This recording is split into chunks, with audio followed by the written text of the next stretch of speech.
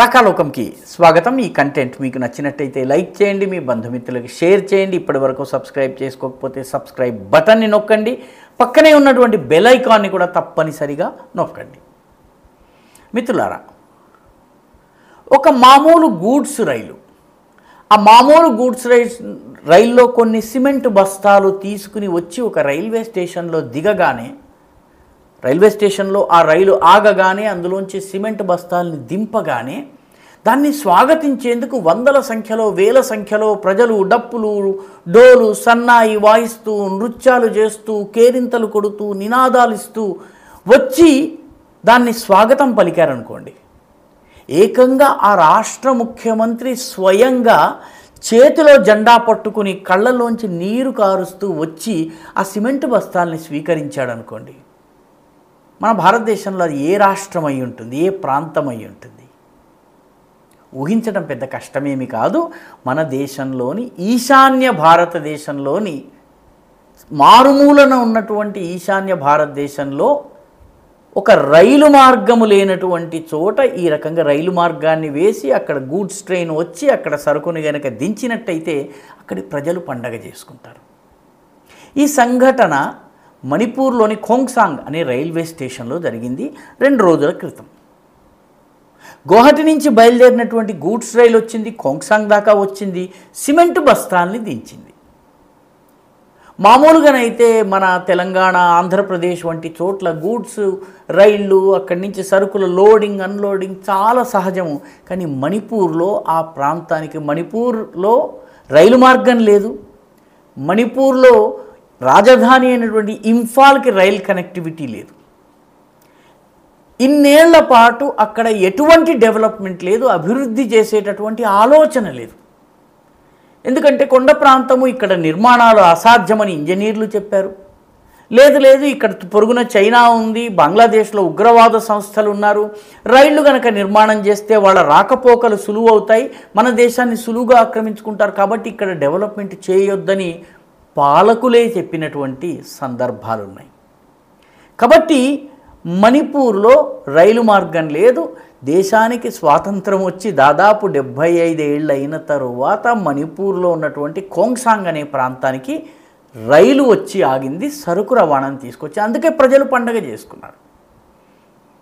ఒక రకంగా చెప్పాలంటే తెగల ఘర్షణతోటి సతమతమవుతున్నటువంటి మణిపూర్ నుంచి ఈ మంచి వార్త వచ్చి అటు తెగల వాళ్ళకి, ఇటు కుకీలు మైతేయులు ఎవరైతే ఉన్నారో అటు కుకీలు, ఇటు నాగాలు, మైతేయులు పైతేలు అన్ని తెగల వాళ్ళు కూడాను పండగ చేసుకున్నటువంటి సందర్భం। ఎందుకంటే సిమెంట్ బస్తాలు ఇటువంటి సరుకు రావడం ప్రారంభమైనట్టయితే, సరంజామా వస్తువులు రావడం ప్రారంభమైతే మణిపూర్లో ఇన్ఫ్రాస్ట్రక్చర్ డెవలప్మెంట్ జరుగుతుంది। ఇన్ఫ్రాస్ట్రక్చర్ డెవలప్మెంట్ అయితే ఉపాధి, ఉద్యోగాలు, అవకాశాలు పెరుగుతాయి। కాబట్టి మణిపూర్లో డెవలప్మెంట్కి ఈ రైల్ లైన్ దారి తీస్తుంది। ఈ ఖోంగ్సాంగ్లోకి వచ్చినటువంటి రైలు వాస్తవానికి ఇది స్టేషన్ 2022లో ప్రారంభమైంది, ఏర్పాటైంది, కానీ దాన్ని ఇనాగరేట్ చేయలేకపోయారు। ఎందుకంటే 2023లో తెగల సంఘర్షణ ప్రారంభమైంది, తెగల సంఘర్షణ వల్ల రైల్వే స్టేషన్ ఇనాగరేట్ చేయటం సాధ్యం కాలేదు। ఇప్పుడు 2023 మేలో దాన్ని ప్రారంభించారు। ప్రారంభించినప్పటికీ కూడాను రైలు ఒక గూడ్స్ ట్రైన్, ఖాళీ ట్రైన్ ఒకసారి వచ్చి వెళ్ళింది, సరుకుని తీసుకుని రావడము ఇదే మొదటిసారి। ఇప్పుడు 700 మెట్రిక్ టన్నుల సిమెంట్ బ్యాగ్స్ వచ్చి దిగాయన్నమాట। అంటే మొత్తం ఈ ప్రయాణం ఏదైతే ఉందో, ఈ ప్రయాణం మామూలుగా లారీల్లో కనుక రావాలన్నట్టయితే 220 కిలోమీటర్లు, ఈ 220 కిలోమీటర్లకి 8 గంటలు పడుతుంది। అంటే గంటకి 13, 14, 15 కిలోమీటర్ల కన్నా ఎక్కువ వేగంతో బళ్ళు వెళ్ళలేవు। ఒక ట్రక్కు ఒక 100, 200 సిమెంట్ బ్యాగ్స్ మాత్రమే, పరిమితమైన సంఖ్యలో మాత్రమే సిమెంట్ బ్యాగ్స్ తేగలవు। 700 మెట్రిక్ టన్నులు ఒకసారి తేవాలంటే అనేక ట్రక్కులు ప్రయాణం చేయాలి, అనేక రోజుల పాటు చేయాలి। ఇప్పుడు ఒక రైలు ద్వారా ఇదంతా తీసుకుని రావడం జరిగింది। మొత్తం ప్రయాణ సమయం 2.5 గంటలు, అంటే కేవలం 2.5 గంటలు, ఎక్కడ 8 గంటలు, ఎక్కడ 2.5 గంటలు। అందుకే మణిపూర్ ఈరోజు చాలా ఆనందంగా ఉంది, ఎందుకంటే రైలు మార్గం తెరుచుకుంది, ఖోంగ్సాంగ్ దాకా ఈరోజు సరుకు వచ్చింది. ఇంకా అక్కడి నుంచి ఖోంగ్సాంగ్ నుంచి ఒక 111 కిలోమీటర్ల రైల్ లైన్ వేయాల్సి ఉంది. జిరిబామ్ అనే ప్లేస్ నుంచి ఇంఫాల్ వరకు వేయాలి.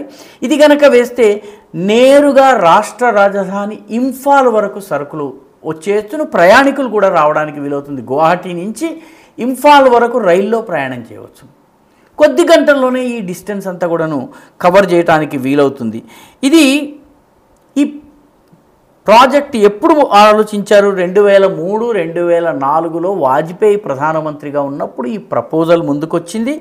ఈ ప్రపోజల్ వచ్చిన తర్వాత దీనికి బడ్జెటరీ అలొకేషన్స్, బడ్జెటరీ కేటాయింపులు 2003-04లో జరిగినాయి. అంటే వాజ్పేయి గవర్నమెంట్ చివరి సంవత్సరంలో ఈ పని చేసింది. ఈ పని చేసిన తర్వాత 2008 దాకా అసలు పని ప్రారంభం కాలేదు.